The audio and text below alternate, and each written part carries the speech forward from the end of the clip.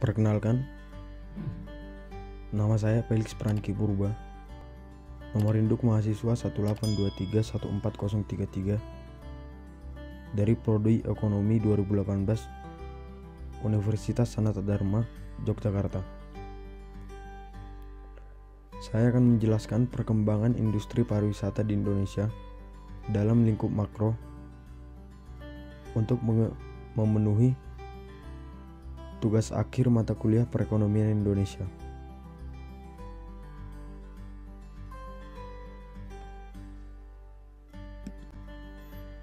Yang pertama, pertumbuhan ekonomi. Bagaimana pengaruh industri pariwisata terhadap pertumbuhan ekonomi?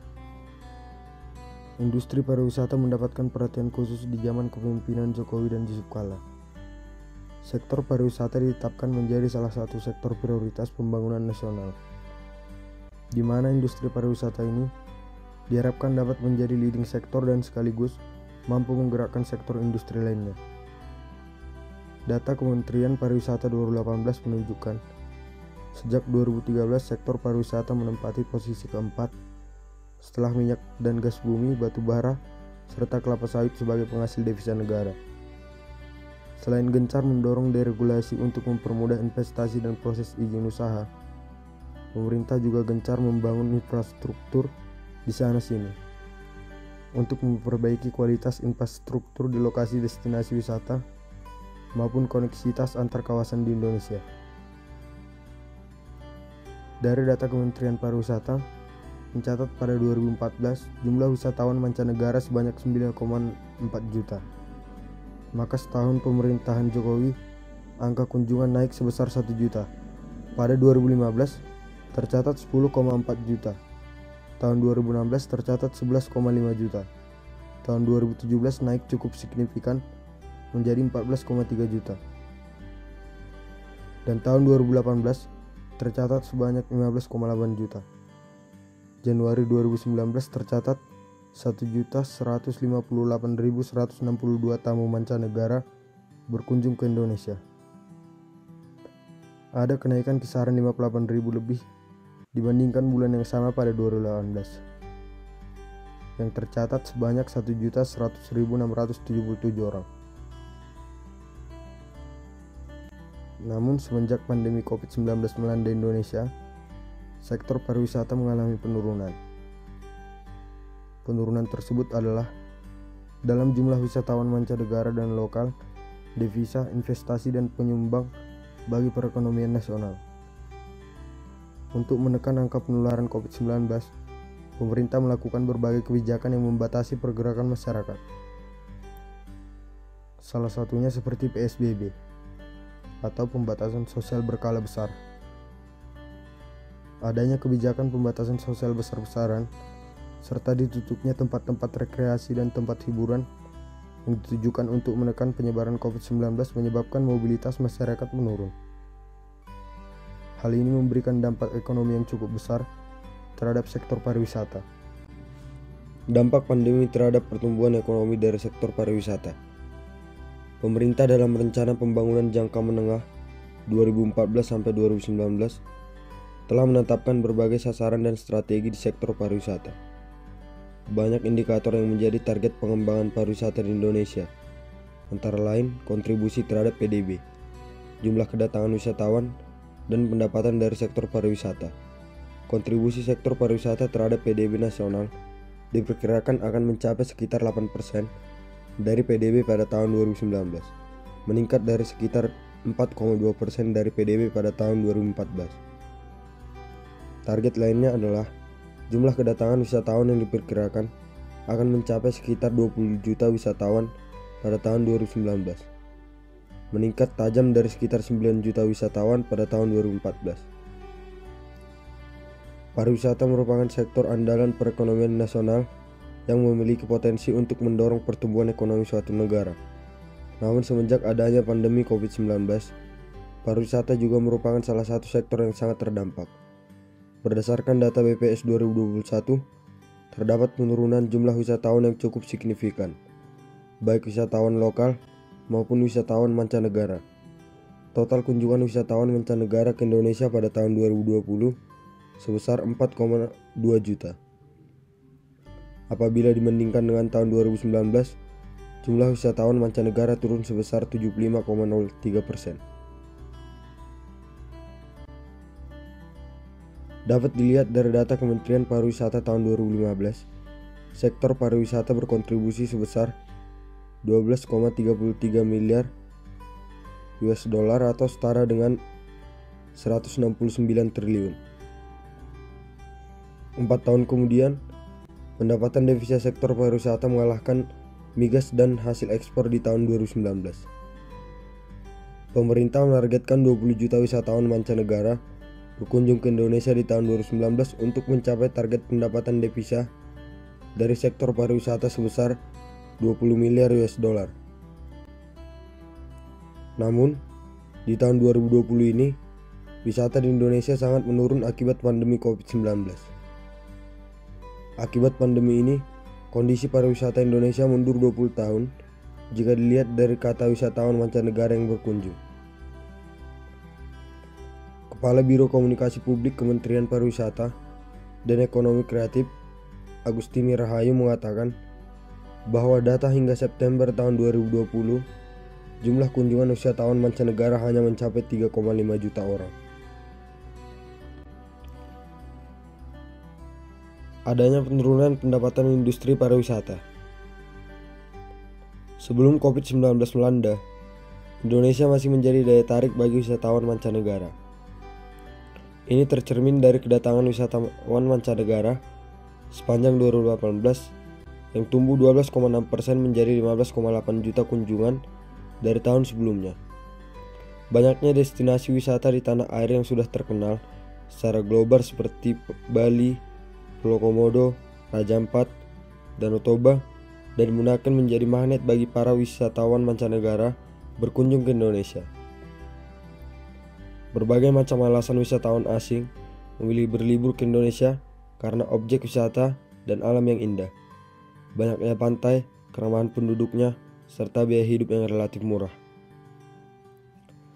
Indonesia memang dikenal memiliki berbagai objek wisata alam yang indah dan masih alami. Bila dibandingkan dengan negara-negara lain, keindahan alam Indonesia masih belum tertandingi. Bahkan dunia pun mengakuinya. Hal ini yang menjadi alasan mendasar mengapa para pelancong luar negeri menjadikan Indonesia sebagai destinasi wisata favorit. Berbagai destinasi wisata mulai pantai, gunung, hutan, danau, gua, sungai, dasar laut yang indah semuanya ada di Indonesia. Dan para wisatawan sangat menyukainya. Dan yang menjadikan kita lebih bangga adalah hampir semua keindahan alam di Indonesia terbentuk secara alami dan masih terjaga kelestariannya. Bagi wisatawan luar yang gemar berselancar atau surfing dapat memilih pantai yang mereka sukai, mulai Kuta, Sanur, bahkan para bule bisa berselancar di Sungai Kampar. Alasan berikutnya, mengapa para pelancong asing senang dan merasa ingin untuk berlibur di Indonesia? Karena penduduknya yang ramah. Keramah tamahan orang Indonesia memang telah diwariskan turun-temurun mulai zaman nenek moyang kita dahulu. Orang asing yang berlibur di Indonesia merasa lebih dihargai dengan keramah tamahan dan murah senyumnya orang Indonesia. Tidak seperti di negara lain yang masyarakatnya terkesan lebih cuek dengan kehadiran mereka. Para pengunjung dari luar negeri masih menganggap biaya hidup di Indonesia lebih murah dibandingkan dengan beberapa negara lain. Meskipun dapat dikatakan biaya berwisata di Indonesia lebih mahal bila dibandingkan dengan beberapa negara tetangga seperti Singapura, Thailand, maupun Malaysia. Namun dengan pertimbangan biaya hidup yang lebih murah, para pelancong dari luar negeri masih memilih Indonesia menjadi destinasi wisata favorit. Harga makanan, barang-barang, serta keperluan lain seperti sewa kendaraan, tempat tinggal di Indonesia masih bisa dianggap lebih murah dari negara lain. Apalagi dengan nilai tukar rupiah yang rendah dibandingkan dolar semakin membuat para wisatawan asing senang dan betah untuk berwisata di Indonesia. Penurunan jumlah wisatawan. Namun, Semenjak COVID-19 yang berlangsung sejak Maret hingga Juni 2020, berakibat pada menurunnya kunjungan wisatawan mancanegara ke Indonesia. Kunjungan wisatawan mancanegara di bulan Januari hingga Juni 2020 hanya mencapai 3.089.659 wisatawan. Jumlah tersebut menurun sebesar 59,96% dari bulan Januari hingga Juni 2019 yang mencapai 7.715.512 wisatawan. Pandemi ini juga berdampak terhadap penurunan wisatawan domestik sebesar 69,9% dari bulan Januari hingga Juni 2019 yang mencapai 275 juta wisatawan. Sedangkan pada Januari hingga Juni 2020, wisatawan domestik hanya menyentuh angka 85 juta wisatawan. Adanya pandemi ini menyebabkan penurunan yang signifikan terkait jumlah wisatawan baik lokal maupun mancanegara. Hal ini tentunya menyebabkan industri pariwisata mengalami kerugian yang cukup besar, dikarenakan adanya penutupan akses bagi turis-turis mancanegara dan diberlakukannya kebijakan penutupan objek wisata itu sendiri. Kebijakan penutupan objek wisata dilakukan guna meminimalisir adanya klaster baru penyebaran COVID-19. Yang kedua, kondisi investasi industri pariwisata. Apakah investasi dalam sektor pariwisata tetap berjalan? Kesempatan-kesempatan dalam industri pariwisata Indonesia. Dengan bertambahnya jumlah kedatangan turis asing, baik turis maupun pebisnis asing, dikombinasikan dengan pertumbuhan PDB sebesar plus 5% dan pertumbuhan investasi. Ada permintaan yang meningkat untuk hotel dan kondominium yang menggabungkan ciri-ciri apartemen dan hotel, dan juga tempat-tempat konferensi dan pameran. Apabila target pemerintah menyambut 20 juta turis asing pada 2020 tercapai, maka ada kebutuhan besar untuk industri perhotelan negara ini.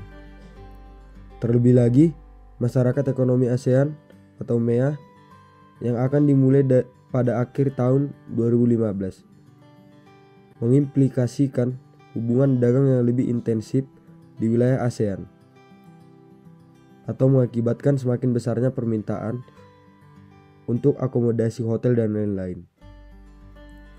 Kendati begitu, Bali dan Jakarta telah mendapatkan investasi yang besar di beberapa tahun terakhir, terutama di pasar kelas atas, yang menyebabkan suplai yang berlebihan.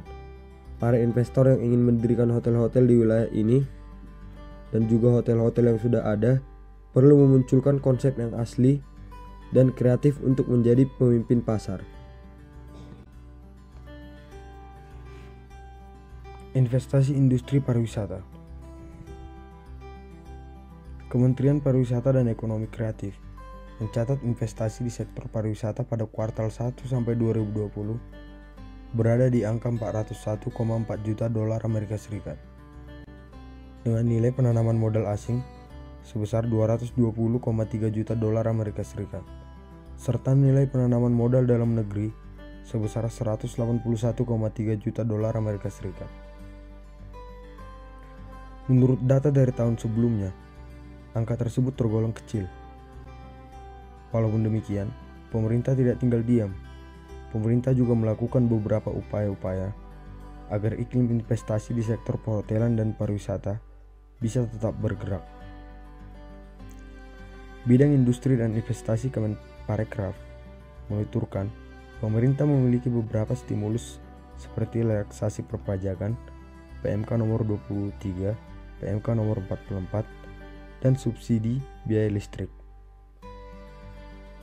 Lalu pemerintah juga menyediakan program untuk tambahan modal kerja. Banyak program-program yang dimiliki pemerintah, dan program ini dapat dimanfaatkan para pengusaha agar bisa tetap kuat di tengah pandemi ini. Salah satu sumber pendapatan devisa negara adalah pariwisata. Devisa dapat diartikan sebagai sebuah nilai dari kekayaan yang dimiliki negara dalam bentuk mata uang asing. Dan nilai kekayaan tersebut perlu diakui secara global. Devisa digunakan sebagai proses pertukaran antara negara dan menjadi cadangan moneter. Sebagai cadangan yang penting bagi perekonomian negara, Sumber devisa perlu dijaga. Sumber devisa negara antara lain berasal dari kegiatan ekspor, perdagangan jasa, pinjaman luar negeri, tenaga kerja di luar negeri, dan tentunya pariwisata. Tidak hanya sebagai alat pembayaran, devisa juga menjadi salah satu aktivitas hubungan internasional dengan negara-negara lain. Kedutaan besar juga dibiayai oleh devisa untuk menjalankan fungsinya. Pendapatan devisa dari sektor pariwisata berada di urutan keempat setelah minyak gas, batu bara, dan kelapa sawit sebagai penyokong devisa terbesar di tahun 2015. Dari data Kementerian Pariwisata tahun 2015, sektor pariwisata berkontribusi sebesar 12,33 miliar US dollar atau setara dengan 169 triliun di tahun 2019. Kemudian, pendapatan sektor pariwisata mengalahkan pendapatan minyak gas dan ekspor. Pemerintah menargetkan 20 juta wisatawan mancanegara berkunjung ke Indonesia di tahun 2019 untuk mencapai target pendapatan devisa dari sektor pariwisata sebesar 20 miliar US dollar. Tidak seperti tahun-tahun sebelumnya. Di tahun 2020 ini, industri pariwisata mengalami kemerosotan akibat pandemi yang melanda. Karena itu, kondisi pariwisata Indonesia mundur 20 tahun jika dilihat dari data wisatawan mancanegara yang berkunjung. Maka diperlukan partisipasi dari berbagai pihak untuk meningkatkan kembali devisa sektor pariwisata Indonesia yang anjlok akibat pandemi COVID-19 ini. Pemerintah harus bisa meningkatkan kembali kepercayaan wisatawan, baik domestik maupun mancanegara, karena Indonesia mengalami lack of trust. Sehingga semua pihak yang berada di bidang pariwisata harus berupaya bersama meningkatkan kepercayaan terhadap wisatawan. Selain itu, perusahaan yang bergerak di bidang pariwisata harus bisa melakukan strategi bisnis. Salah satunya adalah dengan memanfaatkan platform digital atau media sosial. Masyarakat juga berperan penting dalam proses ini, sehingga pariwisata Indonesia bisa kembali normal dan devisa sektor pariwisata bisa kembali melambung serta mengembalikan keproduktivitasan dan efisiensi di sektor pariwisata. Namun, untuk meningkatkan kembali pariwisata Indonesia, harus tetap mengimplementasikan protokol kesehatan dan memperhatikan kenaikan kasus pandemi COVID-19 yang ada di Indonesia saat ini. Yang ketiga, keadaan tenaga kerja sektor pariwisata. Industri pariwisata menyerap banyak tenaga kerja sebelumnya. Menurut data dari Kementerian Pariwisata, penyerapan tenaga kerja tahun 2019 mencapai 13 juta orang. Jumlah ini meningkat 3,17% dibandingkan tahun sebelumnya. Sementara itu, penyerapan tenaga kerja ini menyumbang 10,28% untuk jumlah pekerja nasional. Persentase kontribusi ini pun terus meningkat sejak tahun 2010. Dengan meningkatnya penyerapan tenaga kerja tersebut, Kementerian Pariwisata Republik Indonesia menetapkan 2019 sebagai Tahun Sumber Daya Manusia. Karena itu, penguatan SDM pelaku pariwisata terus diperkuat. Langkah ini dilakukan menyusul semakin berkembangnya sektor pariwisata di Indonesia. Pariwisata bukan sekedar membantu menciptakan peluang kerja, namun juga berperan dalam menekan angka pengangguran di tanah air. Pada 2019, sektor pariwisata secara global menyerap 330 juta orang dengan total nilai tambah mencapai 8,9 triliun US dollar. Banyaknya dan meningkatkan pengunjung atau turis yang berwisata di Indonesia tentu menjadi salah satu penyebab utamanya tinggi penyerapan tenaga kerja. Penyerapan tenaga kerja tidak hanya berasal dari sektor formal, namun juga banyak pekerja bermunculan dari sektor informal akibat majunya pariwisata di suatu daerah. Untuk mendukung pariwisata Indonesia agar semakin maju, penting sekali peranan sumber daya manusia agar semakin memberikan pelayanan yang berkualitas kepada para turis. Wakil Menteri Pendidikan dan Kebudayaan bidang kebudayaan, Windu Nuryanti, juga menekankan pentingnya kualitas dari sumber daya manusia di sektor pariwisata. Dia mengatakan bahwa pariwisata adalah produk yang tidak akan terjadi bila market tidak bertemu dengan pembeli. Sementara itu, yang mengantarkan pembeli kepada market tidak lain adalah sumber daya manusia. Ia juga berpendapat bahwa satu wisatawan asing bisa menciptakan setidaknya 12 tenaga kerja dari sektor pariwisata. Kekayaan alam Indonesia, sejarah lokal, hanyalah modal yang tidak akan menjadi produk pariwisata bila sumber daya manusia tidak mampu membawakannya kepada para turis. Oleh sebab itu, peran sumber daya manusia sangat vital dalam sektor pariwisata. Apalagi jumlah tenaga kerja yang terserap dari sektor pariwisata lebih besar dibandingkan dengan jumlah tenaga kerja dari sektor lain. Selanjutnya, terjadi penurunan tenaga kerja. Kementerian Pariwisata dan Ekonomi Kreatif mencatat sekitar 1 juta jumlah tenaga kerja di sektor pariwisata menganggur akibat pandemi COVID-19. Angka itu berasal dari jumlah tenaga kerja sektor pariwisata yang susut 6,67% dari 14,96 juta pekerja pada tahun 2019 menjadi 13,96 juta pekerja. Bukan hanya jumlah tenaga kerja, jam kerja tenaga kerja sektor pariwisata juga turun sangat signifikan, di mana hal tersebut memengaruhi pendapatan mereka, sehingga dapat dikatakan tenaga kerja pariwisata menjadi setengah menganggur. Meski demikian, Kemenparekraf memprediksi jumlah tenaga kerja sektor tersebut akan bertambah sekitar 3,98% menjadi 14,5 juta orang. Namun hal tersebut bergantung pada penurunan kasus aktif COVID-19 di Indonesia.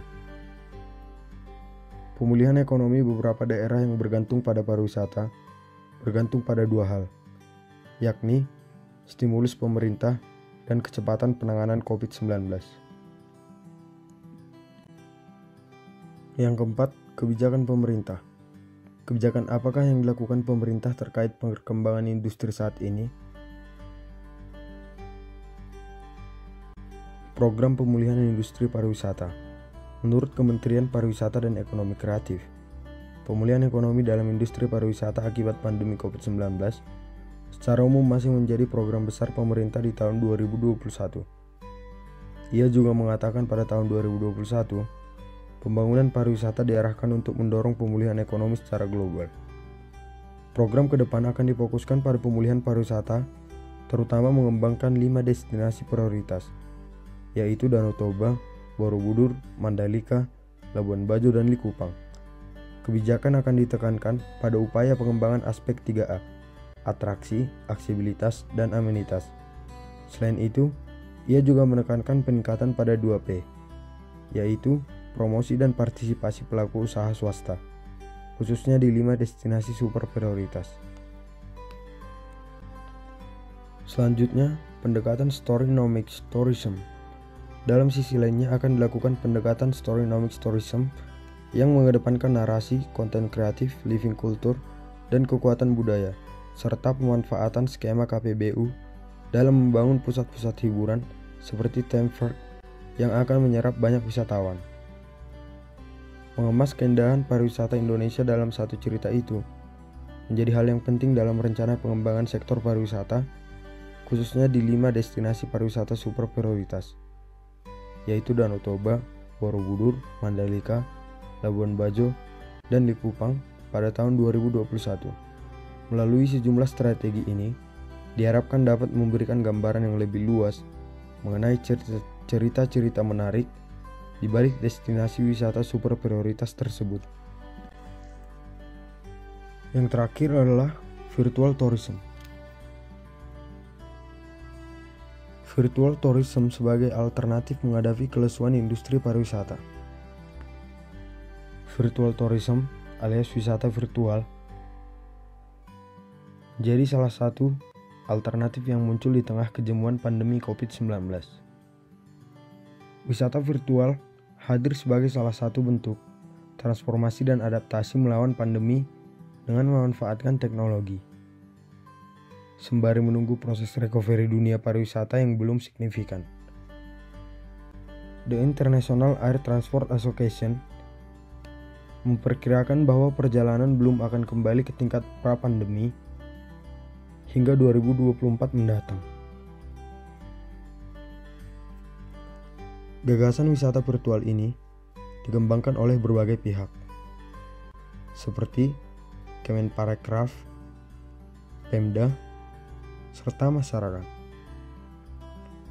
Konten dalam wisata virtual ini pun beragam, mulai dari panorama alam, museum, pentas, dan pergelaran seni, budaya adat, hingga suasana kehidupan metropolitan di Indonesia yang tersedia dalam bentuk gambar dan video. Harapannya, keberadaan tur wisata virtual dapat membuat calon wisatawan merasa seperti berada di destinasi di mana mereka inginkan. Hal ini sama saja dengan menawarkan pengalaman coba sebelum membeli, yang dapat mendorong rasa ingin bepergian. Wisata virtual dapat menjadi jawaban sementara untuk membuat calon wisatawan tetap tertarik untuk berwisata saat kondisi membaik.